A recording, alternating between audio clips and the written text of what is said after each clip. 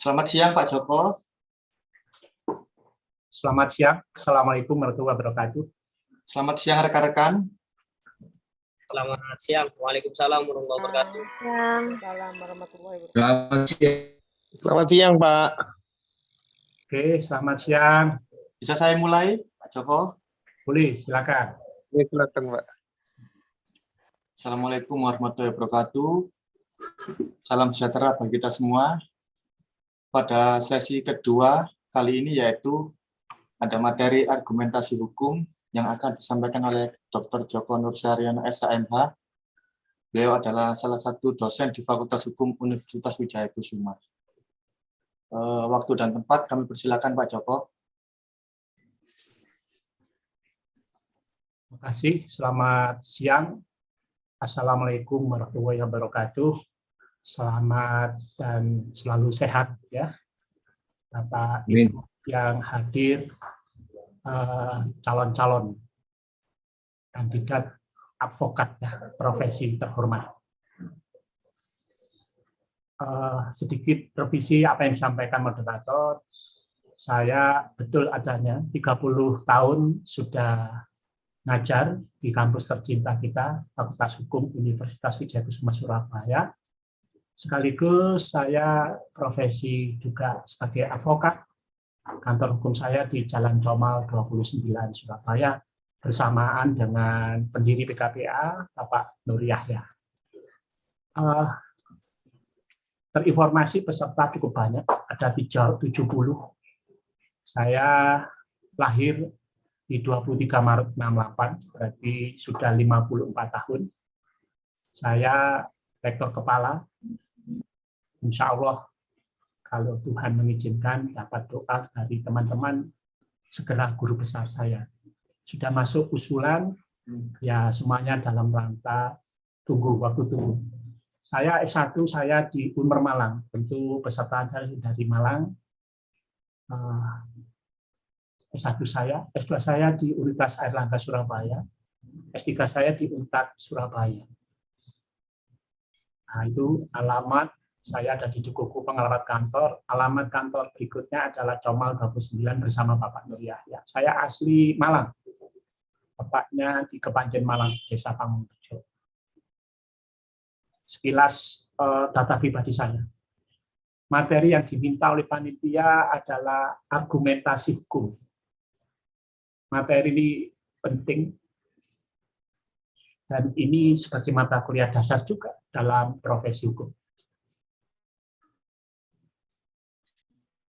Profesi hukum diantaranya advokat, di samping hakim, jaksa, ya, notaris, kepolisian, ya, itu profesi hukum. Materi apa materi? Argumentasi hukum. Ya, apa sih sebenarnya yang dihasilkan oleh profesi hukum? Ada 3. Apa saja di situ? Profesi hukum itu tidak menghasilkan barang, tentu ya, menghasilkan jasa, tentu jasa hukum. Ada tiga produk hukum yang dihasilkan. Apa saja? Kemampuan membuat penyimpulan hukum. Kemampuan membuat penyimpulan hukum. Yang kedua, ini berargumentasi hukum. Yang ketiga, advice, nasihat-nasihat hukum. Nah, itu produk yang dihasilkan seorang profesi hukum, terlebih advokat. Ya.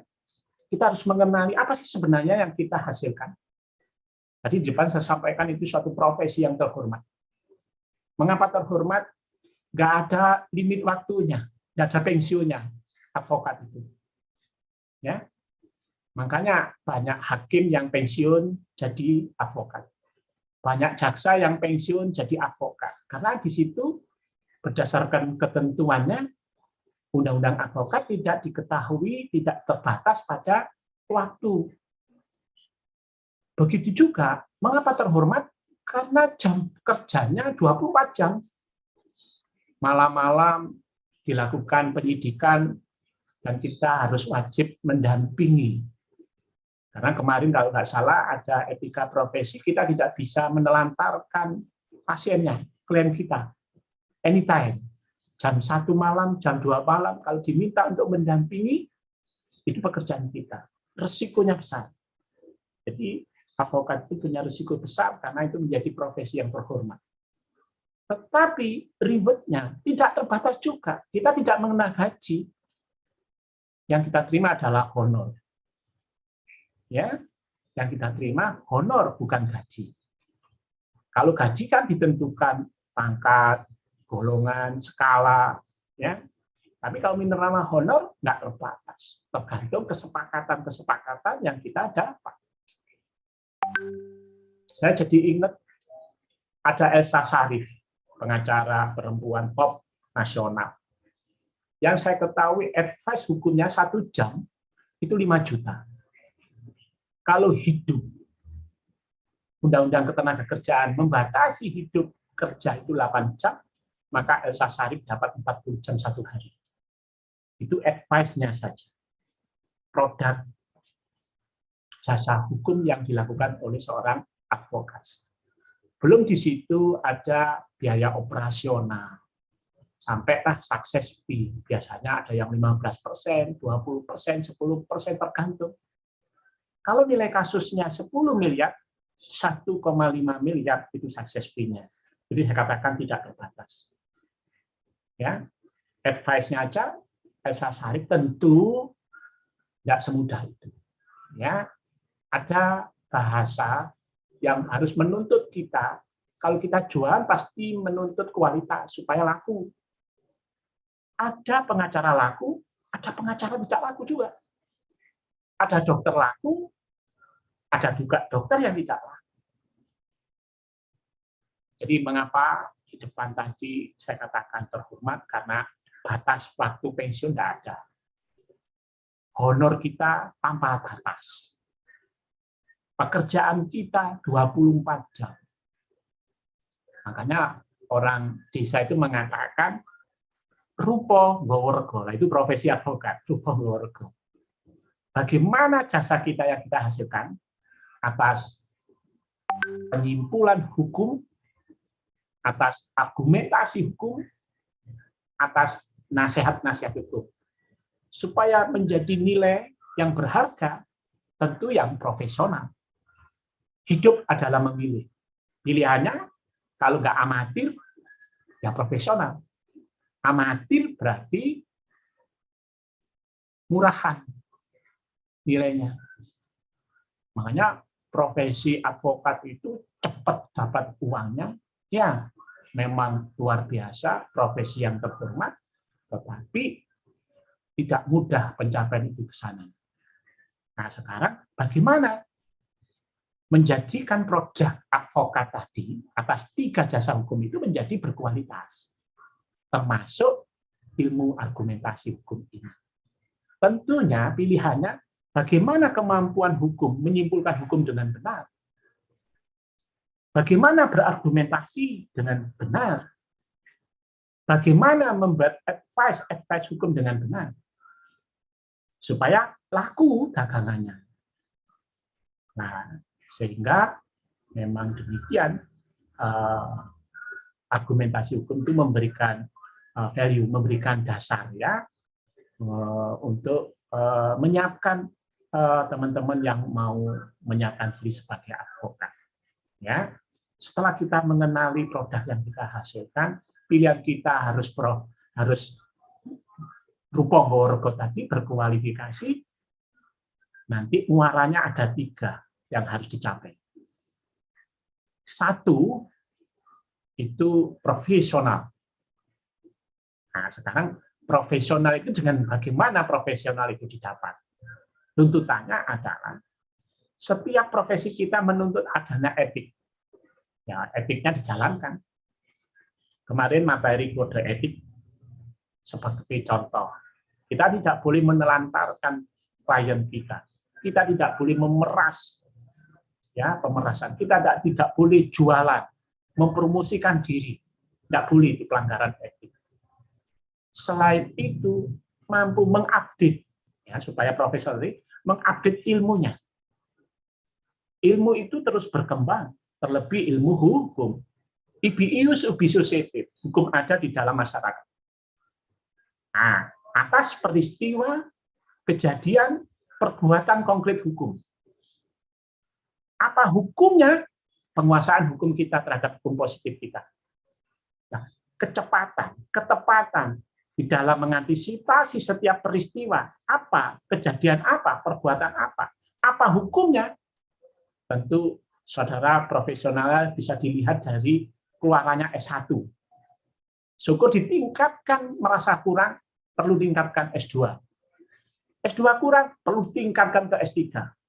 Banyak-banyak ikut pelatihan, banyak ikut keterampilan. Disitulah profesionalnya.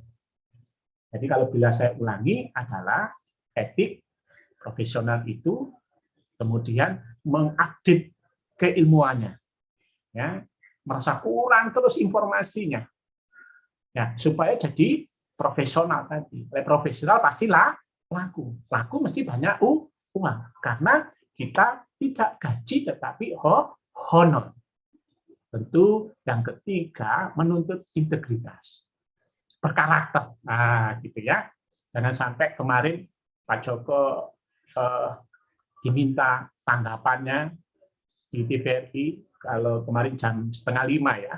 Di situ ada dialog interaktif berita Jawa Timur, ada Pak Joko di situ diminta selaku pengamat hukum, selaku akademisi untuk komentar berkaitan dengan OTT oleh KPK terhadap panitera dan hakim ya di Pengadilan Negeri Surabaya. Berikutnya itu contoh konkret bahwa penegak hukum kita masih jauh dari integritasnya. Ya, integritasnya itu memang datang dari kita. Ya, itu integritas kita. Jadi sekali lagi kita ini menyiapkan produk hukum yang kita akan jual sebagai advokat. Tadi yang pasti nggak akan berubah, peristiwa, kejadian, perbuatan konkret hukum itu akan terus berkembang. Apa hukumnya? Itu keterampilan kita terhadap penerapan hukum. Setelah itu kecepatan kita dapat, ketepatan kita dapat, muncullah ada peristiwa apa. Nah, disitulah penyimpulan hukum kita. Terus bagaimana kita mendapatkan dasar, mendapatkan alasan. Nah, itulah ilmu argumentasi hukum kita. Ya, nah, baru kita apa sebenarnya yang kita berikan advice hukumnya. Suatu saat Pak Joko dapat kesempatan untuk hire perusahaan, saya sebut aja Harfam. Barangkali saudara pernah tahu Harfam, produk kayu jati hutan, pembuatan kayu jati hutan di Bondowoso Situbondo. Ini perusahaan yang mau kolab tepatnya. Perusahaan untuk memobilisasi kemitraan pembuatan kayu jati hutan dengan jargon miliki hutan pribadi. Wih, luar biasa. Bisa melibatkan hampir 1.000 lebih. 1.000 lebih bahkan ya, 1.000 lebih kemitraan dengan paket-paketnya. Kemudian di situ terakumulasi finansial hampir 0,5 triliun. Ini hubungan hukumnya, peristiwa hukumnya, itu adalah murni perdata karena perjanjian, karena kontrak. Tapi karena karakter, nah itu tadi, karakter pengusahanya itu OKB. OKB itu kaya baru, orang kaya baru. Itu adalah perawatan untuk 10 tahun, uangnya hampir 0,5 triliun, sebagian besar dibuat OKB, orang kaya baru, keliling Eropa, beli apartemen, beli apa saja, salah di dalam perhitungan. Sehingga ketika itu membutuhkan advice hukum, nasihat hukum saya, nggak banyak, nggak besar, tetapi saya dikasih untuk Jumat sama Senin aja masuk, kantornya di Impilen, dikasih mobil operasional Avanza pada waktu itu nilai hadirnya 17,5, 1 bulan. Nah, gajinya dosen kalah, ya, dapat kontrak 2 tahun. Oke, apa yang saya lakukan? Nah, disinilah setelah kita bisa melihat peristiwa apa yang terjadi, konstruknya perdata, pesannya apa? Apa akad yang diberikan pada Pak Joko pada waktu itu? Pak Joko, ini konstruksinya perdata, jangan dibawa ke pidana. Diketahui ownernya sedang sakit, sakitnya stroke. Nah, disinilah advokat harus bisa mendiagnosa hukumnya. Kalau boleh saya izin istilah kedokteran, mendiagnosa hukumnya. Oke, pesannya adalah ini perdata, jangan dibawa ke pidana. Ownernya sedang sakit. Ya, ini perusahaan sudah mau kolap. Pembacaan saya adalah malmanagement, bukan persoalan hukum. Karena di situ ada wan prestasi juga. Diberikanlah di dalam promosinya adalah miliki hutan dengan SHM. Nah, di situ jelas cacat. Karena tidak bisa itu dimiliki secara SHM. Yang ada pemilikannya adalah hak GB. Tapi karena pada waktu itu kong kali kongnya dengan BPN, ya, karena BPN bisa diberikan sejumlah uang, akhirnya ada contoh-contoh yang dimiliki secara SHM. Itu buat promosi. Tetapi pilihan hukum yang saya sampaikan adalah saya mohonkan kepada pengadilan untuk mereka tidak cakap bertindak hukum. Itu artinya apa? Tidak cakap berarti dia tidak mempunyai syarat sahnya suatu perjanjian, yaitu merupakan syarat subjektif. Karena dianggap tidak cakap. Saya mohonkan penetapan hakim, mohonkan untuk owner tidak cakap bertindak menurut hukum.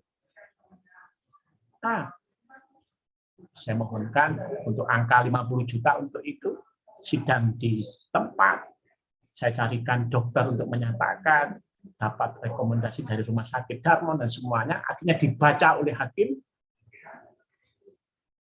dikabulkan permohonan itu.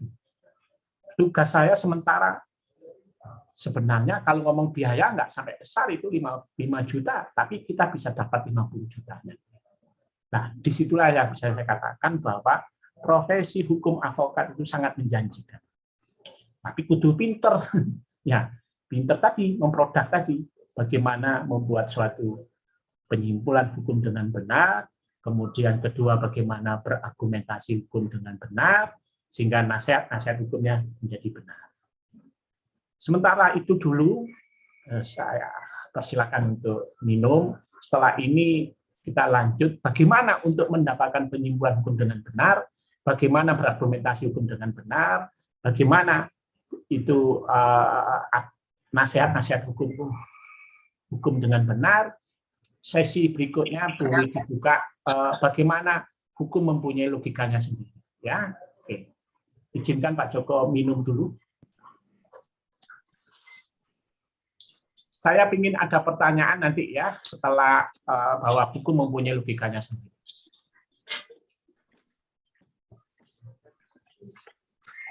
Stop di sini, kualitas stop. Ya, setelah itu logika dan argumentasi hukum.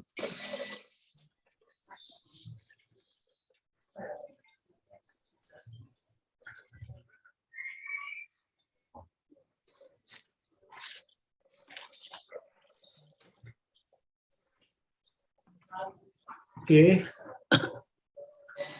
Kalau di kampus itu logika hukum itu penalaran hukum. Itu adalah bagaimana bentuk berpikir hukum itu dengan benar. Logika itu adalah ilmu berpikir. Berpikir berbeda dengan ngelamun. Ngelamun berarti bebas. Tapi bernalar berbeda lagi. Bernalar itu mempunyai bentuk. Berkaitan dengan hukum mempunyai logikanya sendiri. Anda boleh catat. Ada 3, ilmunya ada 3. Tentu untuk produk hukum tadi ya. Produk hukum yang sebagaimana disebutkan di depan tadi ya. Moderator, ada adzan, kita break dulu ya sampai adzan selesai ya. Baik Pak Joko. Siap, Pak. Rekan-rekan, kita break sebentar untuk sholat atau minum. Adzan aja. Sholatnya nanti setelah selesai kegiatan Pak Joko. Baik Pak Joko. Siap, Pak Joko. Siap. Break.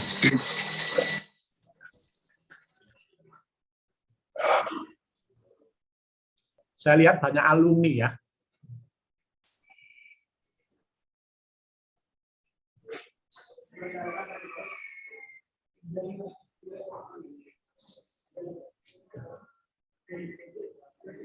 Iya Pak, banyak alumni Pak ini Pak. Siap. Ya, Mas Edi. Ya. Terima kasih.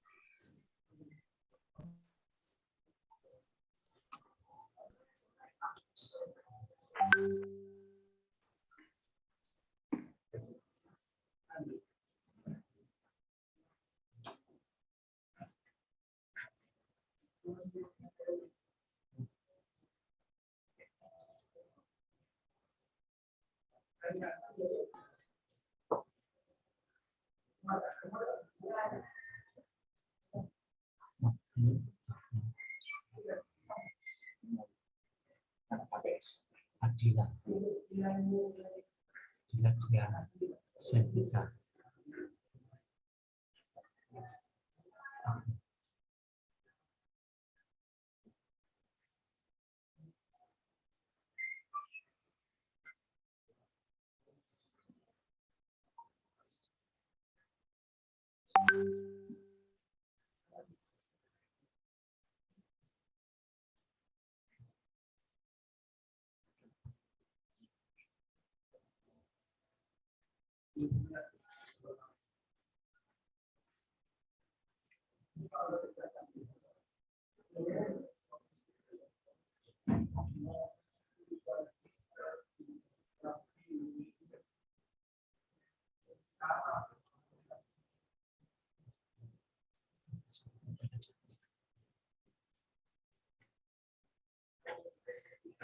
Oke, moderator, kita mulai lagi. Baik Pak Joko. Oke. Kita lanjut ya dengan logika hukum. Ya. Logika itu artinya ilmu berpikir. Ilmu berpikir itu punya bentuk. Kita beri nama argumentasi. Maaf, penalaran. Kalau logika hukum berarti penalaran hukum. Hukum mempunyai logikanya sendiri. Atas. Satu, hukum itu jenisnya cuma dua. Kalau nggak publik, privat. Publik ya pidana, administrasi, itu publik. Orang dan atau badan hukum dengan negara. Orang dan badan hukum dengan kepentingan umum. Negara dengan negara, publik. Yang kedua, privat. Orang dengan orang. Orang dengan badan hukum. Badan hukum dengan badan hukum. Jadi hukum itu tegas. Kalau tidak publik, privat. Nah.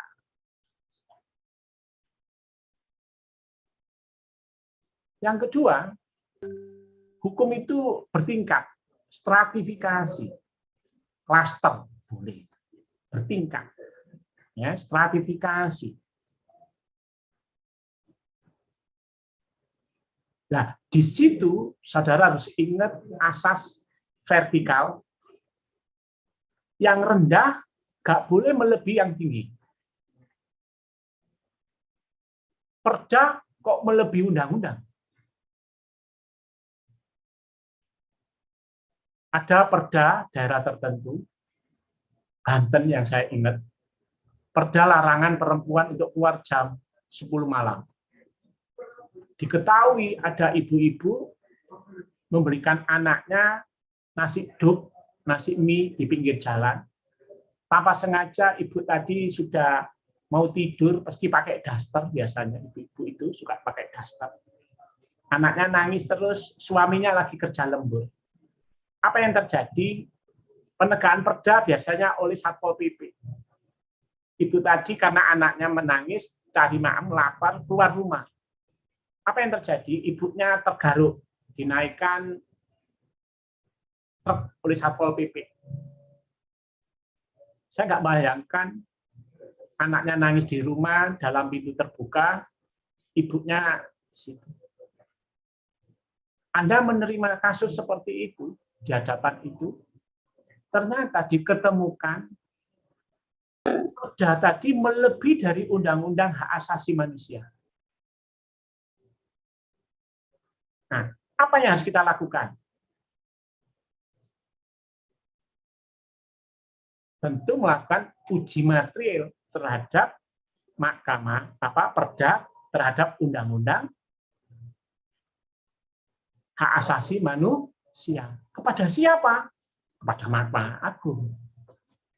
Kalau uji undang-undang terhadap Undang-Undang 45, kira-kira kepada siapa pengujian undang-undang terhadap Undang-Undang Dasar 45?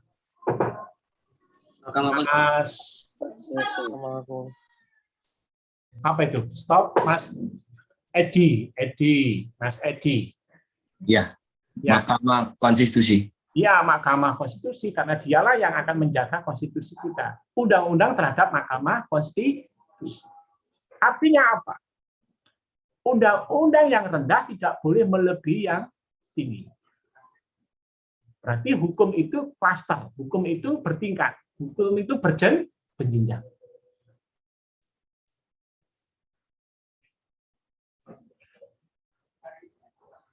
Asas vertikal itu juga berlaku. Yang lama digantikan yang baru. Saya banyak melihat undang-undang pemilu itu hampir seiring dengan suksesi undang-undang itu sering dilakukan perubahan-perubahan. Kalau kita beracara kemudian menggunakan undang-undang yang sudah ada undang-undang baru, kemarin ada Undang-Undang Cipta Kerja yang melakukan koreksi terhadap Undang-Undang Ketenagakerjaan misalkan. Meskipun itu sudah diputuskan MK untuk dievaluasi kembali, tapi ada 2 tahun waktu. Selama 2 tahun, maka itu masih Cipta Kerja masih berlaku efektif. Di situ kita harus cepat, apakah undang-undang itu telah hadir undang-undang yang baru? Nah, disitulah update kita, pengetahuan kita, dalam rangka apa hukumnya tadi, dari peristiwa kejadian perbuatan tadi, apa hukumnya? Tugas kita kan itu tadi, apa hukumnya? Nah, disitulah kita harus tahu bahwa hukum mempunyai stratifikasi tingkatan. Jadi apa? Yang rendah tidak boleh melebihi yang tinggi. Apa yang kita lakukan? Apa yang kita argumentasikan? Apa yang kita berikan nasihat? Horizontal. Jadi ada asas vertikal, ada asas horizontal. Yang umum digantikan yang khusus. Ingat ya, yang umum digantikan yang khusus. Tadi di depan saya sampaikan bagaimana peristiwa kejadian perbuatan, sebagaimana ius ubi suscitet. Kita tidak bisa kuasa untuk menghentikan peristiwa, tidak bisa menghentikan kejadian, tidak bisa menghentikan perbuatan konkret hukum. Tapi yang pasti hukum yang siap saji, berarti hukum positif. Nanti ada lapisan-lapisan dalam ilmu hukum itu. Nanti pada gilirannya nanti akan di dalam di situ sudah disampaikan. Ya. Nah, jadi di situ kita harus mengenali bahwa hukum mempunyai logika hukumnya sendiri. Itu yang harus ada di dalam pikiran kita tadi. Jadi ingat, ada privat, ada publik. Banyak peristiwa-peristiwa itu menjadi pilihan. Kita pidanakan dulu atau kita perdatakan dulu, seringkali itu ya. Terus apa sebenarnya keinginan kita? Kalau kita pintu perdata apa kemungkinannya? Kita pintu pidana apa kemungkinannya? Biasanya kasus-kasus tentang penyerobotan tanah. Ya, nah, itu banyak kasusnya. Yang penting diingat di situ, kalau kita ditemukan jenis hukum ini pidana, maka asas-asas hukumnya asas-asas hukum pidana. Jangan dicampur adukkan. Kalau nanti itu ternyata hukum privat, maka asas-asas keperdataannya yang dipakai. Begitu juga hukum itu mempunyai stratifikasi tingkatkan. Jadi pengkayaan kita di dalam penemuan apa hukumnya harus mengenali. Ada nggak hukum yang baru, undang-undang yang baru. Karena jangan sampai kalau kita menerima peristiwa, pakai undang-undang yang lama, habis kita. Untuk jadi profesional tidak akan dapat. Akibatnya nggak laku, kan gitu aja. Sekali perang, kalah. Keok. Ya, karena kita tidak tepat di dalam menggunakan pisaunya. Apakah ini perdata? Ingat, maka asas-asasnya yang harus diberlakukan berarti perdata. Kalau itu pidana, berarti pidana. Kan cuma ada dua. Oleh karena itu kita harus pintar menempatkan ini pidana, itu perdata. Termasuk pilihan-pilihan yang kita nanti. Kita pintu perdata dulu atau pidana dulu. Biasanya kalau pidananya terbukti, maka perdatanya ngikuti. Itu dalam beracaranya. Ya, itu. Yang kedua tadi jenis stratifikasi tingkatkan. Itu yang diingat vertikal, yang lama digantikan yang baru, ya, yang rendah tidak boleh melebihi yang tinggi, yang umum digantikan yang khusus. Nah, nggak akan di luar itu. Yang ketiga, sumber. Jenis, stratifikasi, yang ketiga, sumber. Jangan pernah berhenti, nggak ada hukumnya. Kita ingat di S1 hukum, sumber itu ada perundang-undangan. Perundang-undangan nggak diketemukan, ada jurisprudensi. Ada kebiasaan-kebiasaan. Ada traktat. Ya, ada doktrin. Suatu saat Pak Joko dapat kasus perusahaan ini, pengusaha ini over apa ya namanya banyak pesanan, over order, di mana perusahaan ini mempekerjakan perempuan. Hidup itu 24 jam nggak berubah. Kesempatan bekerja maksimal 8 jam. Maka ada 3 shift. Mempekerjakan perempuan untuk produk tertentu, maka untuk perempuan di malam hari itu tidak ada hukum yang melindungi. Undang-Undang 13 2003 tidak ditemukan itu. Kalau itu dilanggar, maka kita menjadi disemprit oleh pengawas ketenagakerjaan di Snaker setempat. Nah, kita di-hire untuk mencari dasar hukumnya supaya bisa mempekerjakan perempuan di malam hari, supaya diizinkan menjadi bagian penemuan hukum. Nah, itu tugasnya ini. Menjadi penemuan hukum. Ya. Apa? Jadi membutuhkan advice apa? Hai pengusaha, kan gitu. Ini loh tak carikan dasar hukumnya. Perundang-undangannya. Harapan saya, saudara tidak berhenti kepada perundang-undangan saja. Ternyata ada sumber lain kalau undang-undangnya tidak diketemukan. Nah, apa yang saya lakukan? Saya cari konvensi internasional. Buruh berarti International Labour Organization, ILO. Ditemukan di situ. Diizinkan ketika harus bisa memenuhi persyaratan-persyaratan. Apa itu? Perempuan harus diantar jemput. Ada alat transportasinya. Yang kedua, ada keamanannya. Yang ketiga, lampunya nggak boleh remang-remang. Yang keempat, toiletnya ada di dalam, nggak boleh di luar. Sepanjang itu bisa dipenuhi perusahaan, kemudian kita membuat pertemuan, ya tentu pakai 1338. Ada yang tahu 1338 kalau perdata? Adinda. Bukan prestasi.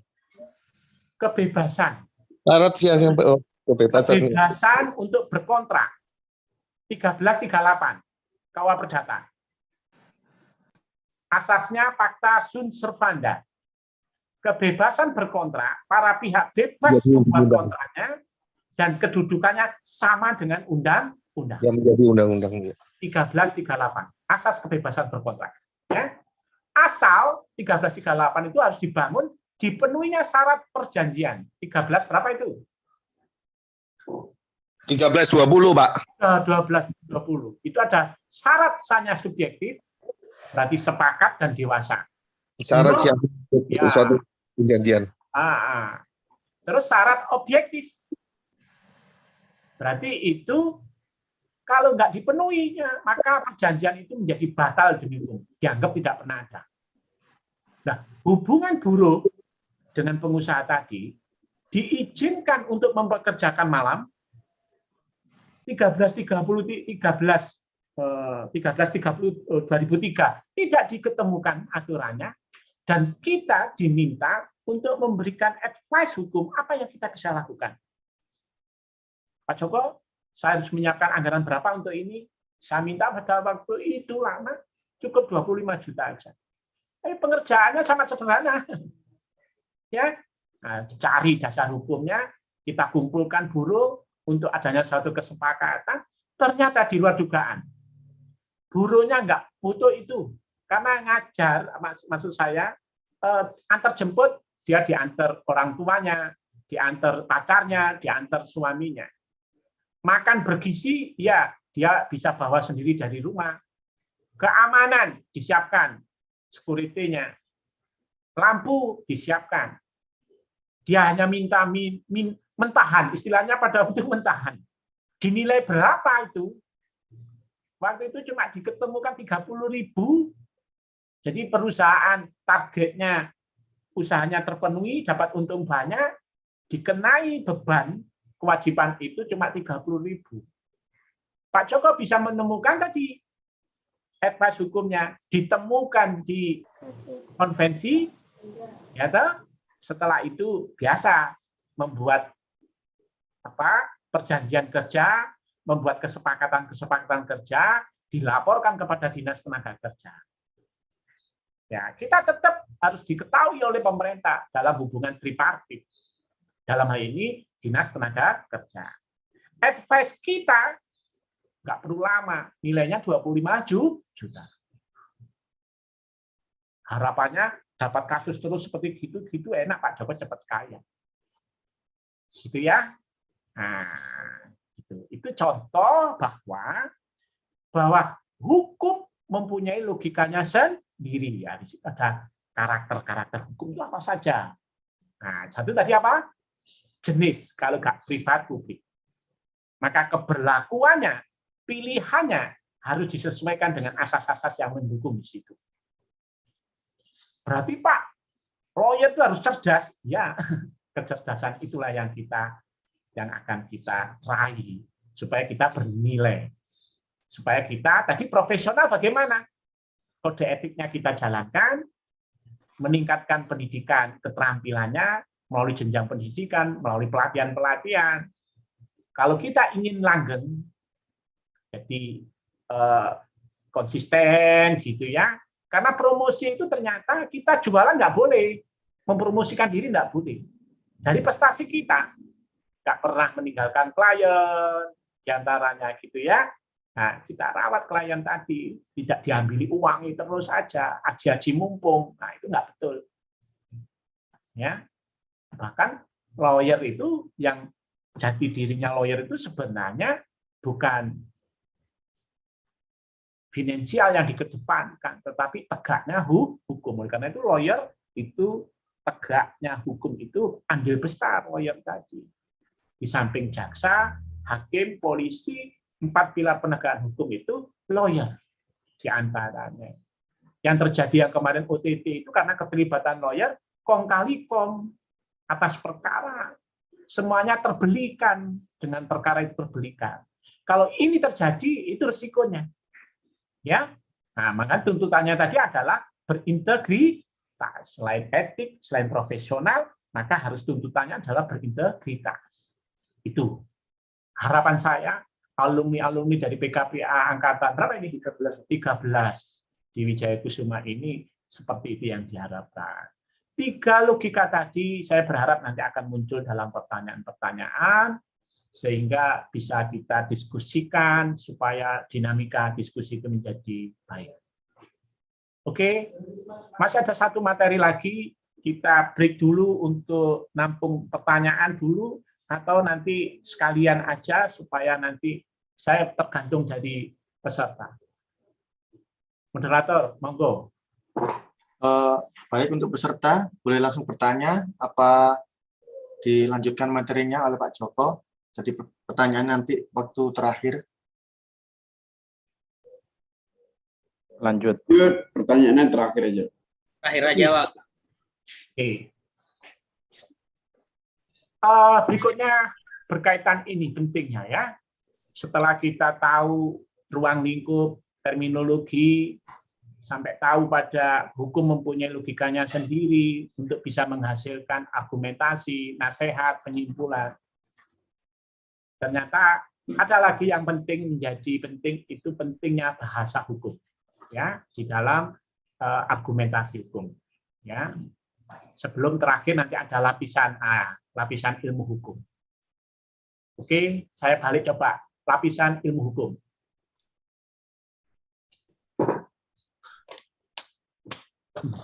Supaya lengkap ya, jangkep ya. Sampaikan di situ ada lapisan-lapisan. Kita coba dalam siang ini kita bayangkan kue ya. Pada waktu PIH, mata kuliah ilmu hukum, kita oleh Brungging. Nah, itu Brungging. Brungging, orang Madura asli, Sumeneb ini katanya. Ya. Brungging itu menyampaikan bahwa ada namanya ius constitutum. Satunya apa? Ius constituendum. Hukum yang berlaku. Nah, hukum yang ideal. Coba moderator, baliknya itu ada lapisan-lapisannya, tingkatan. Ini perhatikan, lapisan ilmu hukum. Filsafat paling tinggi ya. Itulah hukum masih ideal. Ideal banget. Makanya filsafat itu filosofia, cinta bijaksana, dan cinta itu mesti digambarkan hati. Coba cinta itu digambarkan khusus apa yang terjadi? Bulet. Nah, ini ius constituendum yang diidealkan. Yang ideal hukum itu apa? Praktisi hukum pencapaiannya ke sana, bukan uang. Apa itu? Seperti Han Kelsen. Han Kelsen itu menyampaikan tujuan hukum itu ada 3. Keadilan, kepastian, dan manfaat. Han Kelsen menyampaikan itu. Itu di mana tatarannya? Di dalam lapisan itu filsafat itu. Ya, ius constituendum yang dicita-citakan. Nah, dalam praktek hukum yang sehari-hari yang disampaikan Pak Joko tadi, peristiwa, kejadian, perbuatan, hukum apa? Apa hukumnya? Berarti hukum yang siap saji, hukum positif. Hukum yang siap saji. Sehingga kesannya atos, keras, pokoknya gitu ya. 378, 372 itu pasal KUH pidana, pasal apa itu? Bantu Pak Joko, pasal apa? 372 pencurian Pak sama penggelapan Pak. 372 Penggelapan pencurian. Pak, kembali Pak. Saya disebut dengan tipu gelap ya. Itu jaraknya tipis ya. Tipu gelap. Dan itu saya minta teman-teman yang menyiapkan diri itu mau perdata, mau pidana, pasal-pasal yang sering kali itu menjadi bagian yang sudah kita hafalin, kita mengerti. Yang penting kita bisa menunjukkan unsur-unsurnya, itu tugas kita. Unsur-unsurnya apa? Supaya bisa masuk itu pasal itu kita gunakan. Nah, itu keterampilan kita, itu kecerdasan kita. Ya. Jadi filsafat hukum, kalau kita bayangkan kue lapis itu yang paling empuk, yang paling enak, lezat, itu paling atas. Karena jauh dari tungku, jauh dari api. Api ini adalah peristiwa kejadian konkret hukum di masyarakat itu. Terus bergerak tanpa henti. Akibatnya ius constitutum itu yang dibawa itu atos keras. Di situ kemampuan kita, keterampilan kita, paling tidak apa hukumnya dari peristiwa itu ada di praktek hukum positif. Nah, bagaimana teori itu harus dibangun? Bagaimana norma-norma itu harus dibangun? Nah, itu di posisi tengah. Setelah kita dogmatik hukum, setelah kita teori-teori hukum, ya, membangun teori-teori. Loh, Pak, lex spesialis derogat lex generalis. Yang umum mengalahkan yang khusus. Ngapain perkawinan pakai buku ke-1 KUH Perdata? Karena ada Undang-Undang Nomor 1 Tahun 74.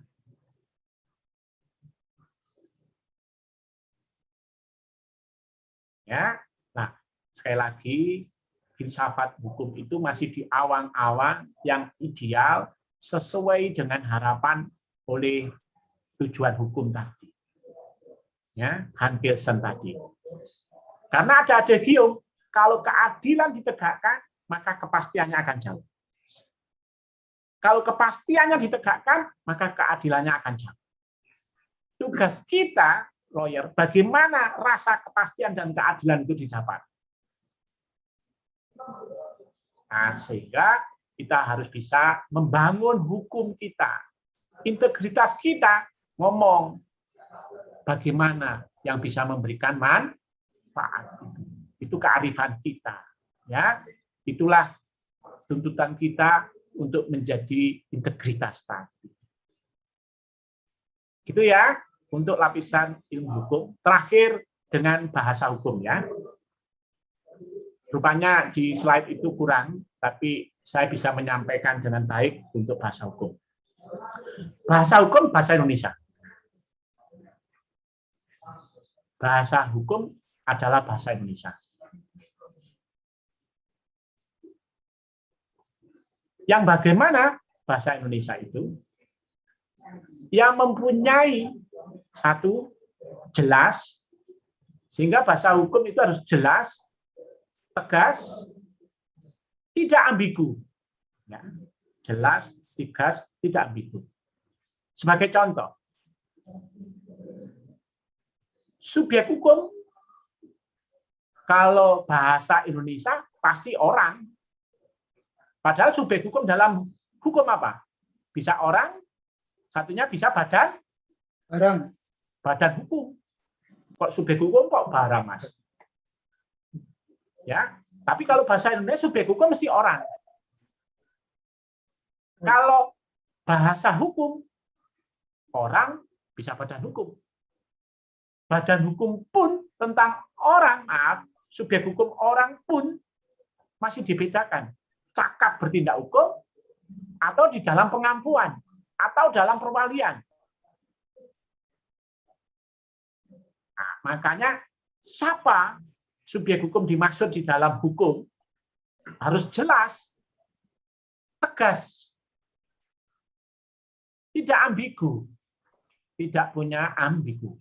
Mengapa kalau kita bikin surat gugatan atau surat kuasa aja diketahui namanya harus jelas, yaitu umurnya, tempat tanggal lahir harus jelas. Mengapa penting? Untuk mengetahui kedewasaan. Soal kedewasaan pun berbeda. Suatu saat Pak Joko punya kasus di Pulau Wali Mandar. Pulau Wali Mandar itu bernama Sulawesi Tengah ya. Sulbar Pak, Sulbar Pak. Sulbar. Sulbar, Pak. Ya. Oke. Sampai Mamuju. Mamuju mana Mas? Sulawesi mana? Sulawesi Barat, Pak. Sulawesi Barat. Iya, Terima kasih ya. Itu sebenarnya sengketanya adalah sengketa warisan. Suami punya istri 4, suami meninggal, semuanya mengaku itu harta bersamanya. Ya, terjadi pilihan hukum mereka Muslim itu menjadi masalah. Apakah ini di pengadilan umum atau pengadilan agama? Agama, Pak. Nah, itu pilihan-pilihan itu kita sering dihadapkan seperti gitu. Nah, ada selama ini itu istri yang kedua yang menguasai karena menganggap bahwa istri yang kedua itu ada akte perkawinannya. Sementara istri pertama itu hanya perkawinan tidak dicatatkan. Sengketanya kan banyak ini ya, cukup panjang. Itu sampai PK. Nah ini enaknya. Ternyata seringkali kasus itu kan berjenjang. Negeri, tinggi, Mahkamah Agung. Mahkamah Agung sih ada kesempatan kasasi sampai PK. Wah, PK pun sekarang ada kesempatan bisa sekali, bisa 2 kali. Artinya semakin panjang itu bagi lawyer itu nambah uang juga. Ya. Sampai-sampai lawyer itu kalah menang nyirik gitu ya. Maka itu profesi lawyer itu menjanjikan. Tapi jadi lawyer yang tadi, yang punya etik, yang profesional, yang punya karakter, yang punya integritas, supaya laku dan langgeng. Nah, gitu ya. Nah, hidup manfaat. Seperti Han Kelsen tadi.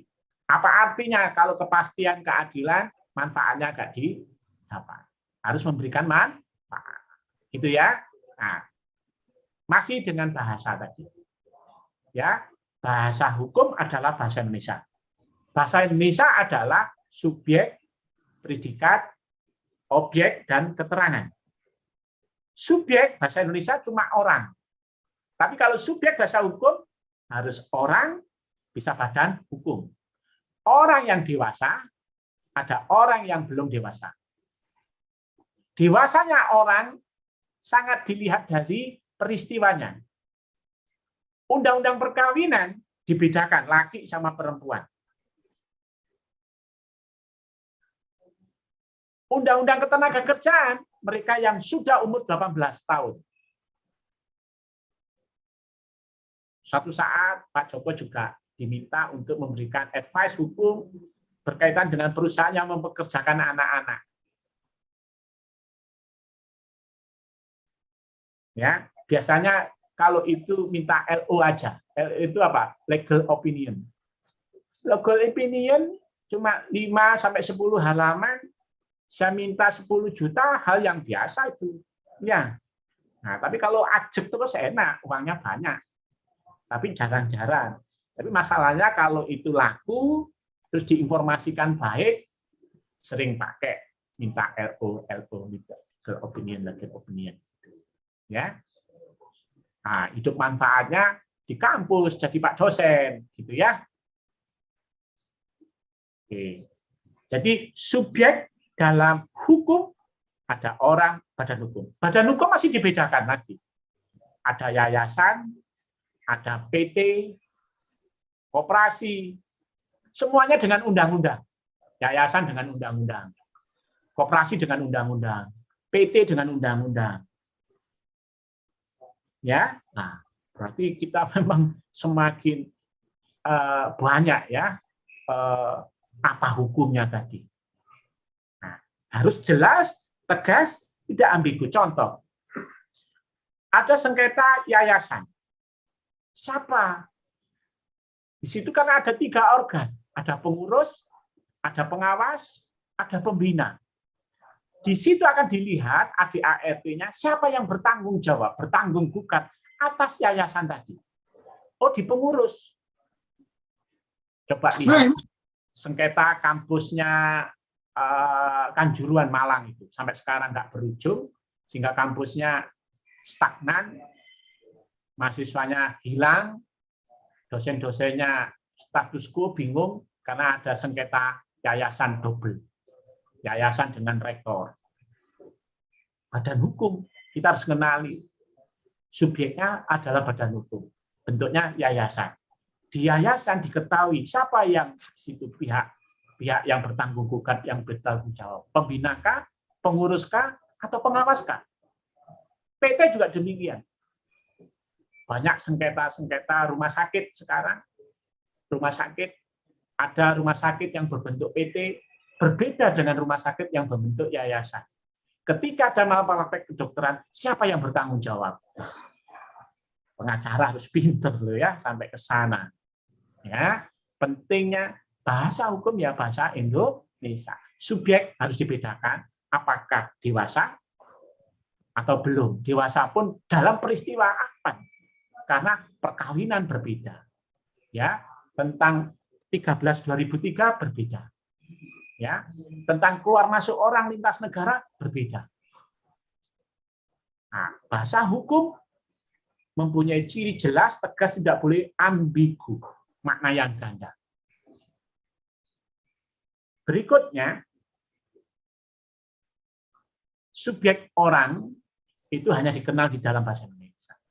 Soal peristiwa, ya, kalau bahasa Indonesia ya kata kerja, kan gitu aja. Nah, kita punya peristiwa, punya kejadian, punya perbuatan. Ada yang hukum, ada yang biasa. Yang hukum pun mesti dibedakan. Misalkan, jual beli atas, peristiwa kan jual beli, benda tetap sama benda bergerak, berbeda. Benda bergerak, jual beli motor, mobil, langsung.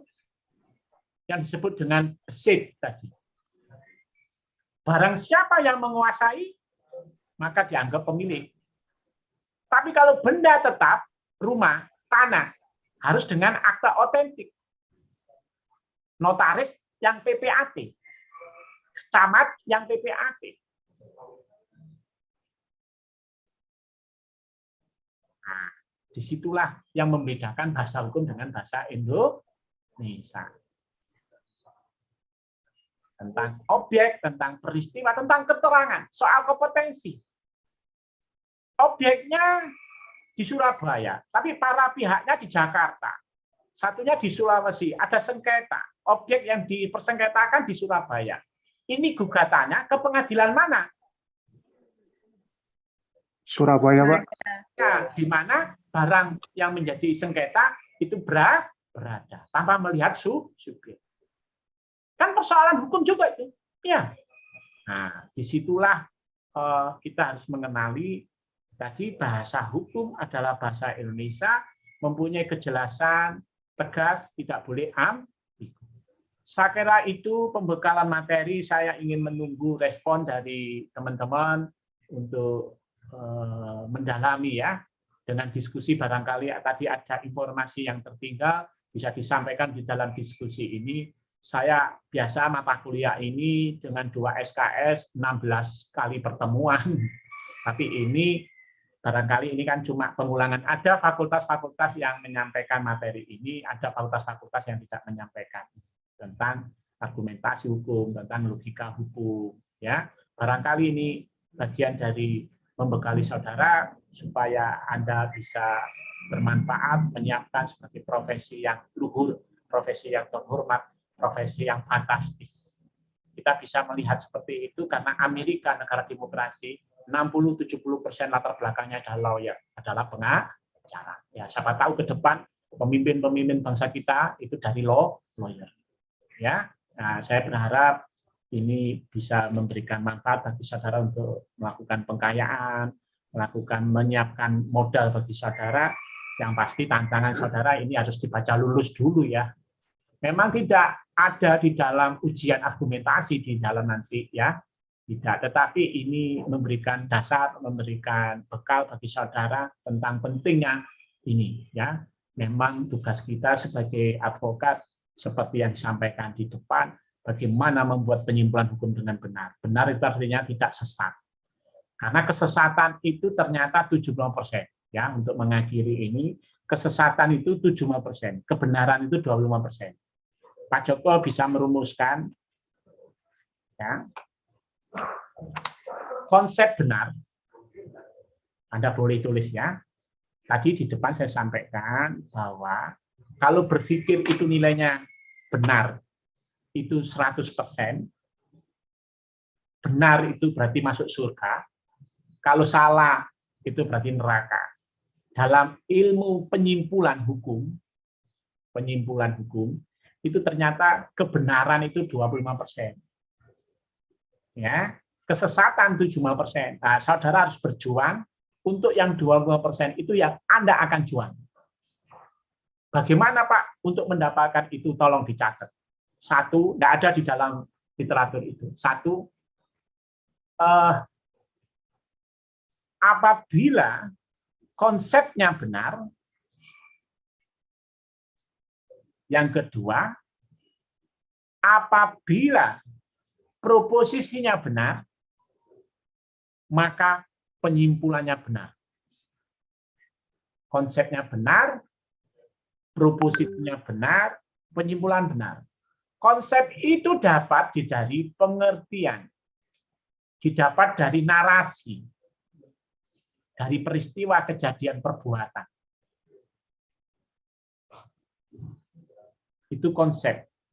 Sebagai contoh, tidak dipenuhinya prestasi sebagaimana ia janjikan, ada konsep apa?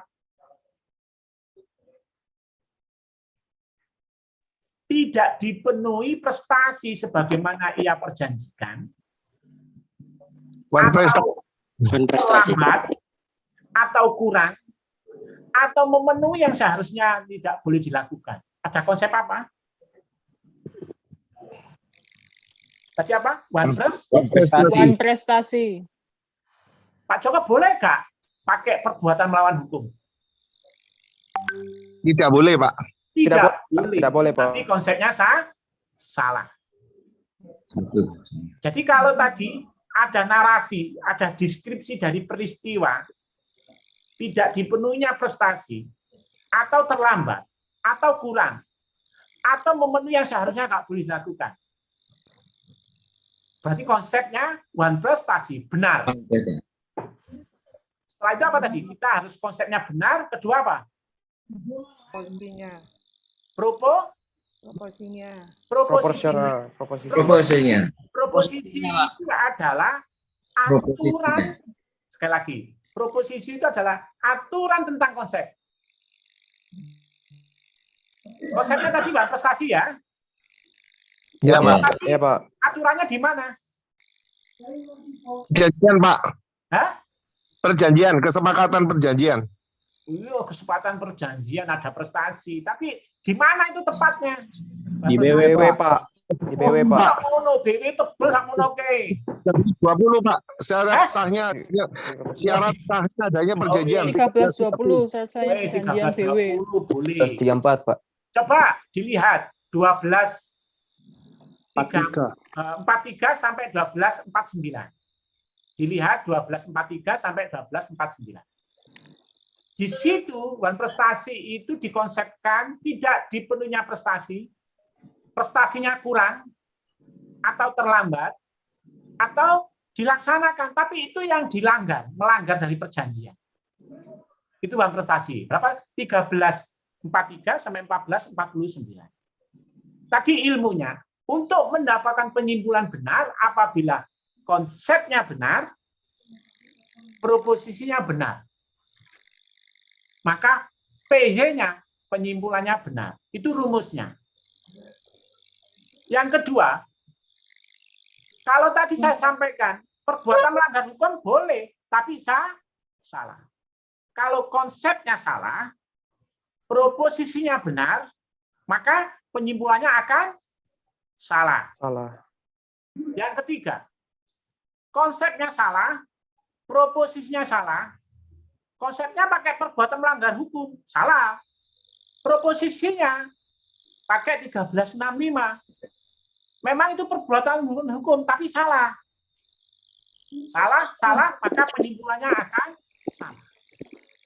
Terakhir, kalau konsepnya benar, tetapi proposisinya salah, akan salah. Maka dari 4 probabilitas, maka konsep benar, proposisi benar, penyimpulan benar, berarti bobotnya 25%. Benar masuk surga. Konsepnya salah, proposisinya benar, PY-nya salah. Konsepnya salah, proposisinya benar, PY-nya salah. Terlebih kalau konsepnya salah, proposisinya salah, maka penyimpulannya akan salah. Maka kesalahannya mempunyai bobot 75%, benarnya mempunyai bobot 25%. Maka sudah dipastikan penghuni surga sama neraka banyak mana? Banyak neraka, Pak. Iya, 75%. Tapi yang neraka situ saja ya. yang surga Pak Joko. Itu apa namanya hasil ya materi hari ini. Semoga bisa bermanfaat, sukses selalu. Saya tunggu pertanyaannya.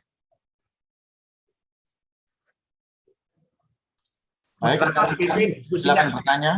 Masih ada waktu ya, moderator? Masih ada 30 menit. Setengah jam, ayo. Ada 10 pertanyaan kali.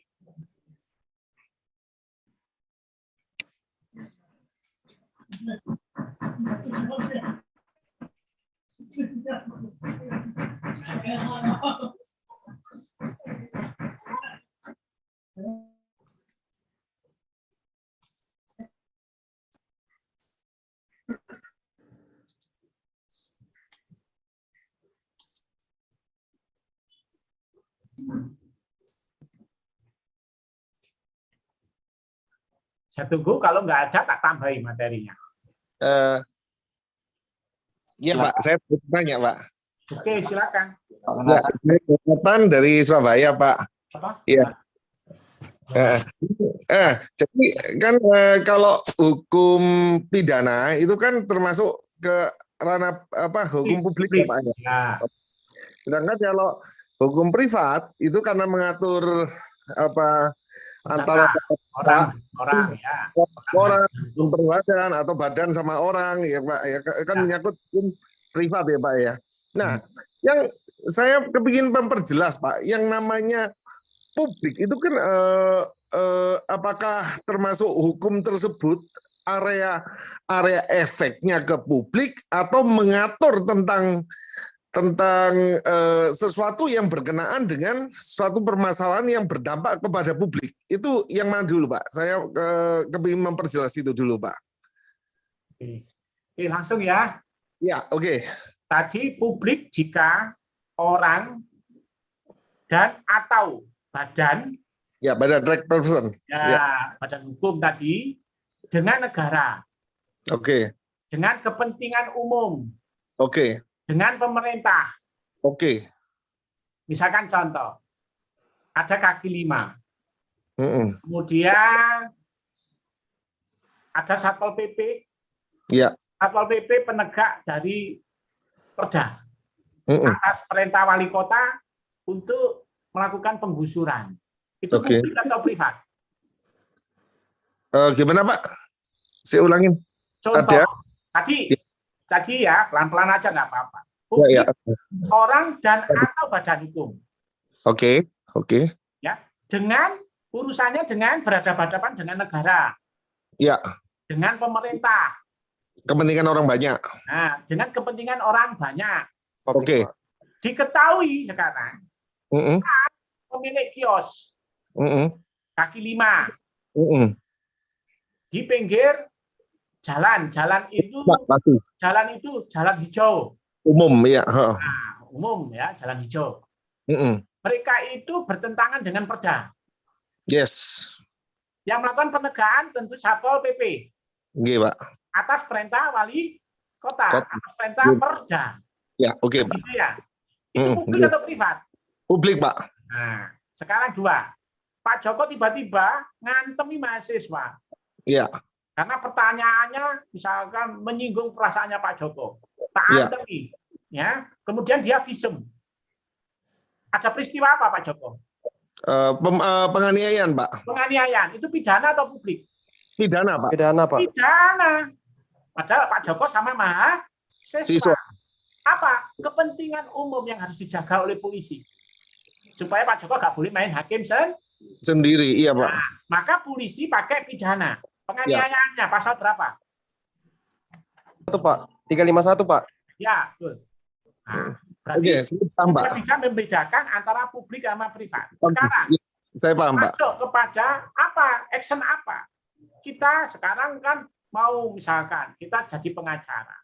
Apa yang bisa kita kan biasanya siapa yang melakukan pembelaan, ada klien yang datang, tentu itu yang kita bela kan?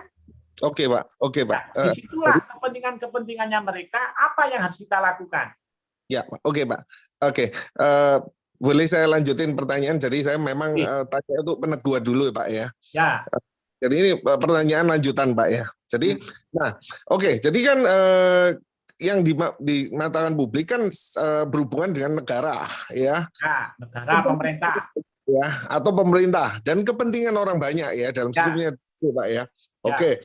Nah, cuma saya ini juga melihat ya banyak peraturan perundang-undangan, Pak, yang terlalu memang kan dalam hukum pidana ya. Kita kan memang segala sesuatu yang sudah diatur dan ada hukuman sebagai pidana itu dapat diklasifikasikan sebagai perbuatan pidana, Pak. Ya, kan? Seperti itu, Pak ya. Tetapi kan banyak sekarang ini yang saya lihat peraturan-peraturan pidana ini sebetulnya mengatur sesuatu yang berkaitan dengan apa ya namanya? Kepentingan umum. Kepentingan bukan umum, Pak. Menurut saya lebih ke arah kepentingan kayak pribadi, Pak. Karena satu contoh ya, kita berkomentar ya. Misalnya kayak sekarang ini ada undang-undang, iya kan?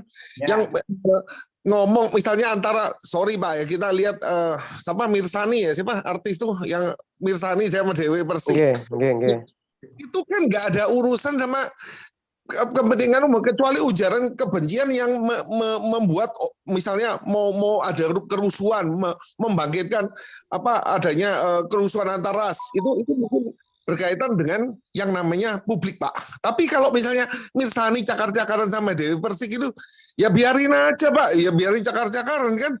Selama hal itu nggak menimbulkan sesuatu dampak yang bahaya banget. Karena tambah banyak peraturan yang menyangkut urusan pribadi, itu kita sebagai masyarakat ini tambah nggak bebas. Dan itu melanggar ketentuan HAM. Jadi kita tidak bebas berpendapat, tidak bebas bersikap, ya toh, dan lain sebagainya, ya toh. Jadi kan misalnya satu contoh kayak saya lihat barusan ini ada dari cewek, Pak ya, istri yang marah-marah sama suami karena suaminya pulang tukang mabuk, nggak bertanggung jawab, akhirnya dilaporin. Ya akhirnya memang dianulir, tapi kan sempat masuk, Pak. Kalau nggak ada yang ekspos, ya istrinya itu sudah masuk, Pak. Padahal kan jelas, ya toh. Suaminya ini mabuk nggak bertanggung jawab ya toh dibilangnya nggak kena semua orang kalau dalam satu rumah tangga kan imbasnya itu berdua Pak nggak mungkin ya Pak beda sama pacaran Pak kalau pacaran gegeran nggak cocok ya tinggal sudah dada aja beres Pak sedangkan kalau rumah tangga kan mirip sama orang itu dalam satu perahu ya di satu danau jadi perahunya satu yang ngebor yang delep orang dua Pak begitu nah otomatis kan dari pihak pasangan ini kan mempunyai perlu ada kebebasan untuk berekspresi. Marah itu salah satu ekspresi, Pak. Karena manusia bukan komputer. Nah ini pembuat undang-undangnya bagaimana ini? Apakah sebaiknya ya aturan hukum ini dalam asasnya yang namanya publik sama privat ini diperhatikan, Pak. Karena menurut saya terlalu asas privat ini dijadikan publik ini menurut saya nggak ada guna, Pak. Gitu loh, efeknya apa? Malah kebebasan kita berpendapat di sosial media. Sorry Pak, kita ngomong ya di Indonesia Pak ya. Boleh, silakan. Ex-komunis saja lebih bebas Pak, berpendapat Pak. Gitu loh, daripada di Indonesia kita ngomong gini, nanti ngomong kata-kata apa, sudah masuk pidana, dilaporin, ya ITE dan lain sebagainya. Kita ini, waduh, saya ngomong kok kayak gini ya Pak ya, gitu loh. Ya oke, saya minta tolong pendapat Bapak, gitu aja. Makasih Pak. Ya. Kita itu sekarang itu dengan IT itu dunia sudah hadir di genggam kita ya. Kita bisa tahu persis apa yang terjadi di Amerika hari ini karena IT ya. Dan ini yang memberikan pengaruh besar. Jadi ada yang orang ngomong pembangunan hukum, pembangunan ekonomi itu melangkah banter lebih cepat. Tapi pembangunan hukum itu kayak undur-undur, maju mundur, maju mundur. Undang-undang IT, TI itu dibaca mengganggu kebebasan kita berekspresi, berpendapat. Ya, itulah di ruang namanya ruang yang abu-abu itu. Ya, itu terjadi perdebatan yang luar biasa sehingga menimbulkan persepsi. Padahal sekarang asas-asas di pidana itu kan berlaku asas legalitas. Kalau hukumnya gak ono, ya bagaimana? Ya toh? Nah, sekarang diadakan undang-undang ITE. hadir. Undang-undang ITE kemudian begitu luar biasanya sehingga orang-orang ini lagi mau berpendapat, ya, menyampaikan pendapat akan kena mencemarkan nama baik dan semuanya dengan seperti itu sehingga dibaca mengganggu. Ya. Di pidana pun ada sekarang di pidana yang sebelumnya ada delik aduan. Kalau itu terjadi di dalam rumah tangga, sepanjang itu diadukan bisa ditarik. Sebagai contoh, kemarin itu soal aborsi, kasus aborsi, hukum kesehatan. Di Duku Kupang, dekat kampus, dulu ada dokter umum yang melakukan aborsi. Dokter E. Ya, itu diketahui sudah ratusan yang melakukan aborsi. Dalam undang-undang kesehatan, itu aborsi, itu dilarang. Diizinkan apabila dilakukan oleh dokter yang punya kemampuan, punya kapasitas. Berarti dokter kandungan. Kemudian ada indikasi medis. Nah, ini kan bukan delik aduan, Pak. Tapi dibiarkan. Ini pidana, dibiarkan oleh polisi. Ya. Tetapi baru terendus sekian karena ada yang menyampaikan. Nah, karena sifat yang apakah ini delik aduan atau bukan. Tadi yang di Undang-Undang ITE ini nanti menyampaikan pendapat bertentangan dengan pencemaran nama baik. Dan ini sangat mengganggu dengan demokrasi, kebebasan kita untuk berpendapat sebagaimana konstitusi sudah mengatur pasal 27. Setiap orang di hadapan hukum dan pemerintahan sama. Setiap orang di hadapan hukum dan pemerintahannya sama. Ya. Maaf Pak, boleh saya salah sebentar. Ya. Jadi masalah kan bukan masalah ini ada yang ngadu atau enggak, masalahnya terlalu ngatur di satu yang privat, ya toh kan tidak berdampak pada sesuatu yang publik dalam hukum pidana ini kan gimana Pak ya, sebetulnya kan kurang apa ya, kurang sesuai gitu loh Pak. Ya. Nah, dan saya minta pendapatnya itu aja Pak. Ya, oke. Kalau gitu dibaca bahwa produk hukum itu undang-undang ya, satu di antaranya undang-undang. Undang-undang itu produk pemerintah dan DPR. Di dalam konsep ilmu perundangan, ada yang undang-undang itu dicabut, berarti dinyatakan tidak berlaku. Ada undang-undang yang berubah, seperti Undang-Undang Cipta Kerja. Itu dicabut, tapi dikasih waktu untuk 2 tahun untuk diperbaiki. Sekarang hadir tadi yang disampaikan tadi Undang-Undang ITE. Undang-Undang ITE itu ternyata pada waktu itu dibuat, ya tentu untuk seperti mana tujuan hukum itu, untuk ada keadilan, untuk ada kepastian, untuk ada kemanfaatan. Ingat tentang bekerjanya hukum. Ingat, ini ilmu, ya itu akan dibaca oleh validitas hukum kalau gitu. Validitas hukum itu bagaimana hukum ini bekerja. Satu, harus memenuhi 3 unsur syarat. 1, ya, yang dibaca tadi, gimana Pak ini undang-undang dibuat Kak justru kalau bisa itu negara hadir, tidak terlalu banyak mencampuri urusan keperdataannya individu-individu. Pernah suatu saat. Benar sekali Pak. Ya, sekarang gini, misalkan contoh di demokrasi kita, seorang koruptor itu jelas itu pidana, betul ya? Tapi ketika mereka terpidana, kemudian hak privatnya untuk dipilih dan memilih, apakah itu tidak pelanggaran HAM? Saya tanya juga, berbanding terbalik dengan apa yang saya sampaikan tadi. Saya sudah sampaikan tadi. Pada waktu itu sempat ya, saya pelanggaran diminta, sih sebetulnya. Pelanggaran kan? Nah, sekarang tergantung ya. Sekarang persepsi masyarakat. Kalau itu disampaikan oleh penyelenggara pemilu bahwa X tadi terpidana kasus korupsi, itu DE nyalonno, diizinkan, karena itu kalau tidak maka itu pelanggaran pemilu. Tapi soalnya masyarakat itu memilih. Demokrasi kan? Di Batu. Yep. Ya, benar. seorang wali kota, Rompoko, Edi Rompoko, terbukti korupsinya. Tapi istrinya ya ternyata menang dalam pemilu. Nah, di situ berarti soal kedewasaan politik rakyatnya. Ketika hukum tadi, hukum tadi nggak boleh. Kan setiap orang di hadapan hukum dan pemerintahannya sama. Nah, disinilah sekarang akan bicara tentang validitas hukum. Harus memenuhi 3 unsur. 1, untuk apa hukum itu dibuat? 2, oleh siapa hukum tadi dibuat? Dengan prosedur, dengan proses hukum yang harus terjadi.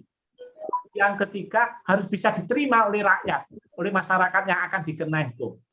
Kalau 3 syarat tadi dipenuhinya, maka disitulah hukum akan menjadi valid. Gitu ya. Iya. Iya. Pak, boleh yang nambah yang kasus korupsi ya Pak ya? Ya, boleh. Jadi ini jadi kan yang kebetulan lain juga boleh loh, yang Pak, lain, ya. Jadi sekalian yang lain saya boleh juga, mumpung ada waktu. Ya. Jadi gini Pak, kalau misalnya ya Pak ya, ada satu peraturan bahwa terpidana korupsi tidak boleh mencalonkan kembali, itu kan tetap nanti efeknya suatu pidana itu kan sebetulnya memberikan efek jera Pak ya. Nah, efek jera bagi para koruptor akhirnya apa? Untuk tidak korupsi. Nah, korupsi itu sendiri menyangkut kepentingan orang banyak Pak, jadi akhirnya ke publik lagi. Nah, sehingga menurut asas yang ini Pak ya, saya nggak tahu itu asas atau gimana ya, cuma menurut konsep yang ini Pak ya, saya rasa masuk akal untuk penerapan bahwa setelah terjerat korupsi dan dipidana diputuskan secara inkrah, seorang itu nggak diperbolehkan tuh mengikuti pencalonan kembali karena berpotensi orang untuk menduduki kedudukan tertentu itu untuk dia dapat kembali berkorupsi begitu Pak, karena menyangkut kepentingan publik ya Pak ya. Nah, sedangkan nanti kalau kita ngomong ITE, masalah kita ngomong masalah lo-loan atau gimana, unsurnya itu terlalu sederhana untuk dibuat sesuatu pidana dan hukumannya berat banget Pak. Mosok kita nanti ngolok-ngolok orang hukum pidananya hampir sama dengan orang misalnya nganiaya berat dan sebagainya, itu kan nggak masuk akal gitu loh. Jadi hukum ini kayaknya pada saya nggak ngerti ini asasnya yang perlu dikaji atau gimana. Maklum saya masih S1 soalnya, jadi saya kurang paham. Cuma saya kok menilai ini udah nggak keberes aja gitu Pak. Izin Pak, gini Pak, gini Pak Yonatan, aku juga mau tanggapi sedikit. Gini loh Pak Yonatan, jangan lupa fungsi hukum itu sendiri loh Pak. Fungsi hukum itu sendiri kan perlindungan kepentingan manusia dan kepentingan masyarakat Pak. Jadi jangan lupa itu juga. Memang misalnya olok-olokan dari 1-2 orang itu hanya olok-olokan biasa, tapi itu ditaruh di ranah publik dan itu mempengaruhi kepentingan masyarakat Pak. Jadi seakan-akan terlihat seperti privat, tapi itu sebenarnya ranahnya publik Pak. Itu fungsi hukum itu sendiri loh Pak. Jadi kalau seakan-akan bilang ya itu aja sih maksud saya cuma mau nyanggah itu aja. Maksudnya Pak. Ya, ngomong ya dalam konteks hukum ya, kita harus ngomong secara real ya tentang itu apa. Kita kalau pengandaian kan susah Pak ya. Jadi kita ngomong sekarang kita olok-olok ya. Area publiknya kemana? Kita Bapak harus sebutin dengan jelas. Kalau Bapak nggak jelas itu namanya policy Pak. Begitu ini menurut saya Pak. Tadi kan ya nggak apa-apa. Maksudku gini Pak. Tadi kan Bapak bilang kan soal IIT. Ini nggak apa-apa Pak ya. Aku jadi diskusi boleh ya Pak? Boleh. Ada waktu nanti akan selesai jam 1 ya. Masih ada waktu. Oke, nah, silakan. Justru ini yang dinamikanya seperti gini ya. Kayaknya di dunia maya ini coba dalam satu kelas bagus ini. Tukar pikiran aja loh Pak Yonatan. Jadi maksudku gini, kan tadi kan soal UITE, soal pun misalnya tadi Bapak kasih contoh Dewi Persik sama siapa tadi? Ya itulah artis-artis yang Nikita Mirzani itu.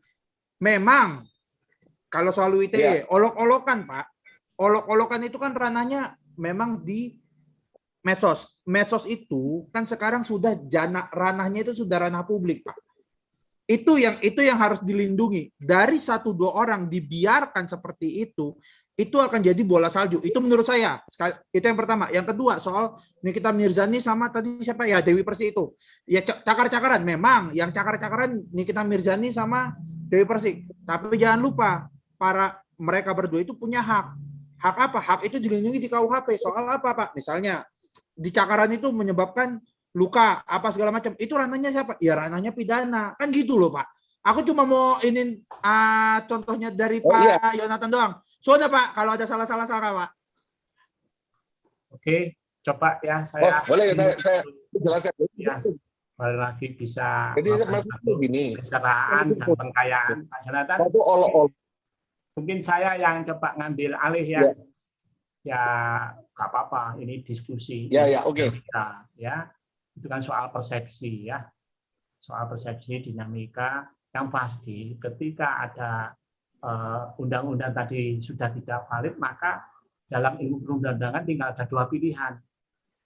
Mau dicabut berarti dinyatakan tidak berlaku lagi dengan hadirnya undang-undang yang baru.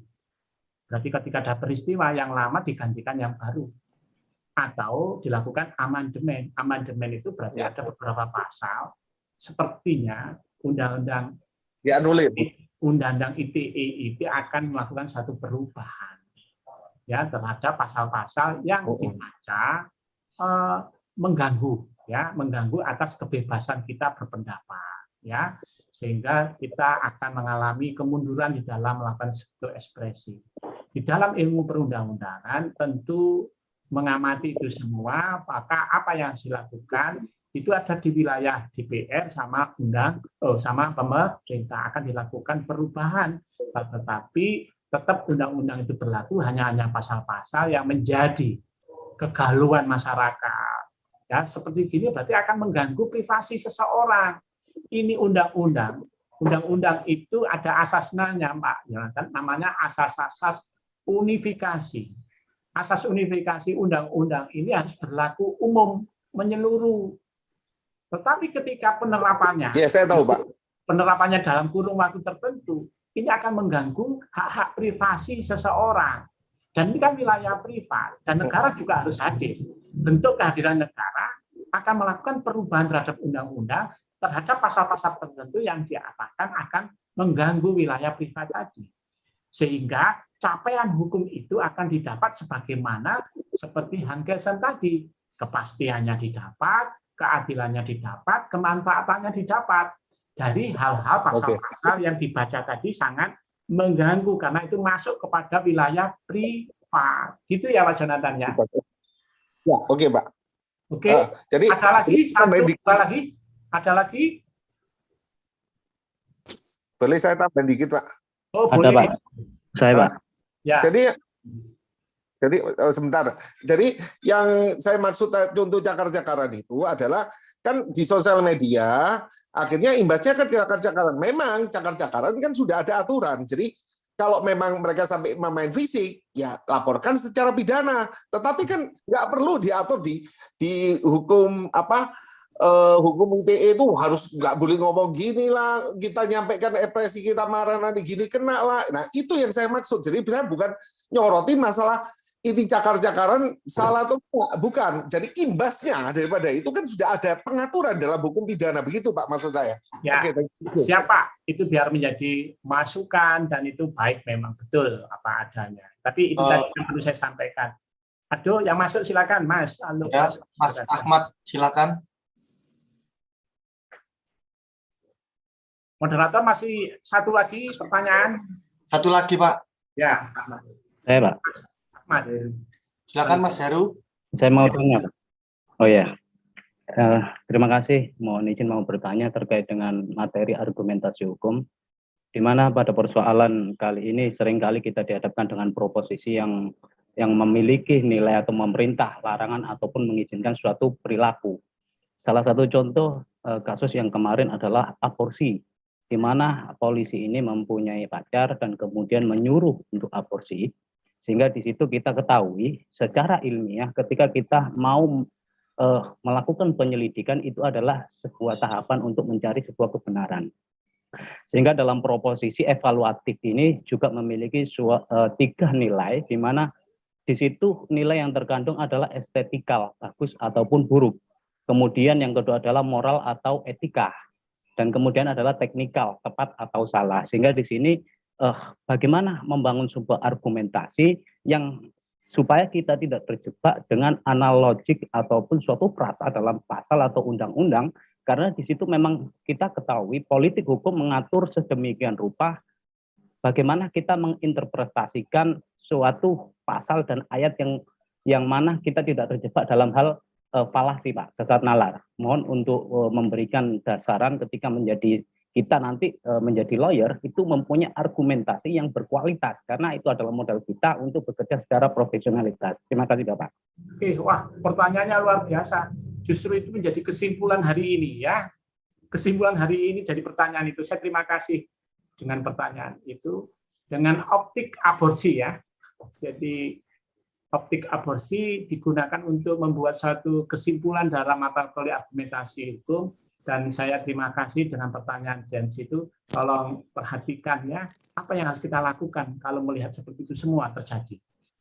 Tadi di depan saya sampaikan bahwa jasa kita adalah bagaimana kemampuan membuat penyimpulan hukum dengan benar. Ada konsep aborsi, ya, pengguguran kandungan. Kemudian tadi dimulai juga Masnya, apa hukumnya terhadap aborsi, berarti proposisinya. Kita melihat ada ketentuan pidana, ya, ada undang-undang kesehatan. Di situ undang-undang dengan undang-undang, maka berlaku tadi jenis hukum berkaitan dengan stratifikasi yang umum dikalahkan yang khusus. Soal aborsi tidak pakai KUH pidana, tetapi KUH undang-undang kesehatan. Di dalam undang-undang kesehatan akan memperlakukan undang-undang pidana, berarti itu ada atribusi, ada wewenang yang dialihkan kepada KUH pidana. Itu masuk pembunuhan. Nah, di situ caranya mengkonstruksikan dulu. Jadi ilmunya tadi kemampuan membuat penyimpulan yang pada akhirnya nanti bagaimana argumentasi kita, bagaimana advice hukum kita yang itu menjadi profesional kita dan itu menjadi dagangan kita. Kan gitu ya. Dan pertanyaan itu luar biasa, ini menjadi suatu kesimpulan kami kita untuk mata kuliah argumentasi hukum. Oke. Kita selalu mendasarkan tadi bagaimana membuat penyimpulan dengan benar. Tadi ada ilmunya. Konsepnya benar, proposisinya benar, maka penyimpulannya harus benar. Gitu ya. Oke, clear. Tadi konsepnya adalah aborsi. Proposisinya adalah undang-undang kesehatan. Ya, karena berlaku lex specialis drogat lex generalis. Ketika undang-undang kesehatan menunjuk undang-undang KUH pidana, maka KUH pidana akan berlaku di situ keberlakuannya. Sekarang bagaimana? Sekarang dicari apa yang terjadi dalam realita. Karena ius ubi society tadi, hukum ada di dalam masyarakat. Bisa peristiwa, bisa kejadian. Nah, tergantung sekarang peristiwa kejadian itu bagaimana itu terjadi, peristiwa nyuka hamilnya terjadi. Ya, banyak kasus-kasus aborsi itu dilakukan, pasti ada yang di luar perkawinan karena hubungan yang tidak dikehendaki, ada yang sudah dalam ikatan perkawinan yang sah karena anaknya banyak, kemudian itu menjadi argumentasi terhadap kasus aborsi. Ada juga yang karena perkosaan, apakah itu juga jadikan alasan untuk aborsi. Kemudian ada juga ini dilakukan incest, kasus dalam keluarga, kakak sama adik, atau orang tua sama anak. Nah, itulah di dalam konstruksi itu, Anda tadi ada langkah pemecahan masalah. Di halaman apa itu tadi ya? Nomor 3, langkah pemecahan masalah. Struktur argumentasi, langkah-langkah pemecahan masalah. Tolong dibaca kembali ya. Tentu dengan keterbatasan waktu tidak seperti yang saya harapkan, tapi paling tidak ini bisa memberikan manfaat bagi saudara. 1, pastikan konsepnya benar. 2, pastikan proposisinya sudah benar. Kemudian langkah berikutnya, bagaimana konstruksi peristiwa kejadian perbuatan hukum itu terjadi? Karena apa? Mungkin kasus aborsi tadi dilakukan. 1 tadi kan ilmunya. diizinkan oleh hukum, dibenarkan oleh hukum apabila satu, ada indikasi medis. Apa indikasi medis itu? Satu diantaranya perforasi, pendarahan yang berlebih bagi ibunya, karena akan menjadi mengkhawatirkan akan kematian. Apakah hasil perkosaan termasuk indikasi medis? Ya, karena akan menimbulkan psikis yang luar biasa bagi ibu yang mengandungnya. Apakah kasus-kasus insest itu menjadi bagian yang bisa menjadi alasan untuk alasan medis? Nah, bagaimana Pak Joko untuk menemukan argumentasi alasan medis, indikasi medis itu? Tadi sudah disampaikan, hukum itu ketika tidak ditemukan di dalam perundang-undangannya, ditemukan dalam konvensi, ditemukan dalam kebiasaan, ditemukan dalam doktrin-doktrin pendapat-pendapat. Itu bangunan untuk membangun konstruksi itu. Konsepnya ditemukan, proposisinya ditemukan, dengan logika-logika hukum tadi, konstruksinya dibangun. Harus konsepnya aborsi itu apa? Tadi ilmunya ketemu bahwa aborsi diizinkan oleh hukum apabila ada indikasi medis dan dilakukan oleh dokter yang mempunyai kewenangan. Titik. Dokter yang punya kewenangan, spesialis kandungan. Kalau itu dilakukan oleh bidan, apalagi bidan. Kalau itu dilakukan dokter umum, sudah diketemukan di mana kesesatannya, salahannya. Untuk mendapatkan penyimpulan hukum yang benar, sehingga ketika ini dilakukan upaya hukum, apa yang harus Anda lakukan? Itu, ya, apa yang harus kita lakukan, upaya hukum yang kita lakukan. Ya, setelah konsepnya diyakinkan benar, posisinya dilakukan benar, dengan memperhatikan logika-logika hukum, perhatikan tentang peristiwanya, bagaimana alasan medis itu sampai di mana diketahui. Tolong berhenti sebentar. Kalau itu perkosaan, jadi alasan medis, kalau Anda melakukan satu pembelaan, itu yang harus dibangun konstruksinya untuk berargumentasi, untuk mencari alasan-alasan. Nah, argumentasi itu sebenarnya bagaimana kemampuan kita untuk meyakinkan lawan, meyakinkan hakim, meyakinkan kejaksaan, meyakinkan kepolisian. Saya terakhir baru kemarin melakukan pendampingan anak perkawinan, di luar perkawinan, anak yang sedang ditelantarkan, yang saya minta karena putusan Mahkamah Konstitusi itu mewajibkan memberikan nafkah orang tua sampai orang tua dari laki-laki. Nah, ini kemarin kok tiba-tiba mau dikeluarkan SP3 oleh kepolisian, saya keberatan di situ. Tapi kalau betul, maka upaya hukum apa yang kita bisa lakukan?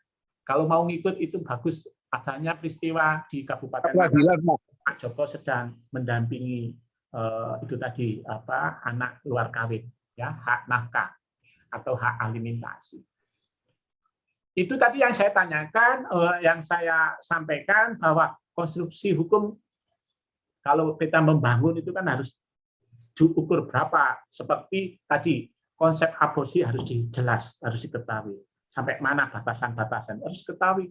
Tentu didukung, ya selalu kalau berargumentasi sebenarnya cari dasar hukumnya, dasar pembenarnya, dikajian alasan. Kalau itu dibangun seperti lapisan-lapisan dalam ilmu hukum tadi, ditemukan dogmatiknya, larangannya sampai di mana, boleh dan tidaknya. Oh, aborsi boleh ternyata kalau ada indikasi medis. Sebagai contoh, kalau ini menjadi kebiasaan seorang anak muda melakukan aborsi di luar perkawinan, ya, kemudian dokter menyodorkan pernyataan bahwa seolah-olah aborsi, kemudian dokter meminta anggaran taruhlah 10 juta.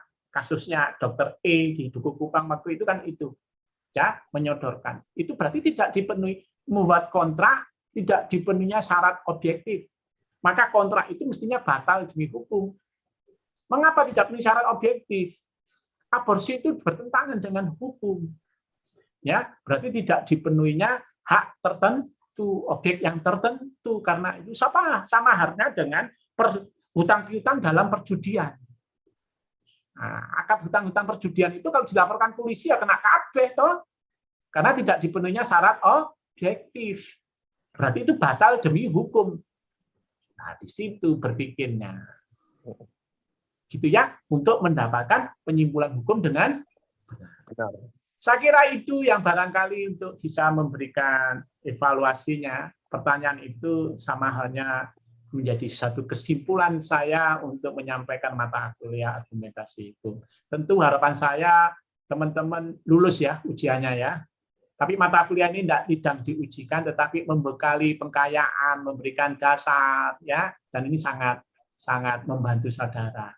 Ya, tolong bisa disampaikan di kurikulum fikih saya ada nomor HP kalau barangkali ada hal yang kurang berkenan atau masih perlu pada pendalaman silakan. Mau datang ke Comal boleh datang ke kantor hukum saya. Saya juga bersama Pak Nur Yahya di sana. Ya. Siap. Oke. Selesai moderator, saya terima kasih dan mohon maaf barangkali ada hal-hal yang kurang berkenan. Terima kasih. Sehat selalu dan moga ini bermanfaat. Terima kasih. Wassalamualaikum warahmatullahi wabarakatuh. Waalaikumsalam. Waalaikumsalam warahmatullahi wabarakatuh. Terima kasih banyak, Pak. Wabarakatuh. Baik, selesai sudah untuk sesi materi kali ini. Untuk rekan-rekan, terima kasih banyak. Kita break isoma terlebih dahulu, nanti akan dilanjutkan materi tryout yang akan disampaikan oleh Ahmad Ardiansyah.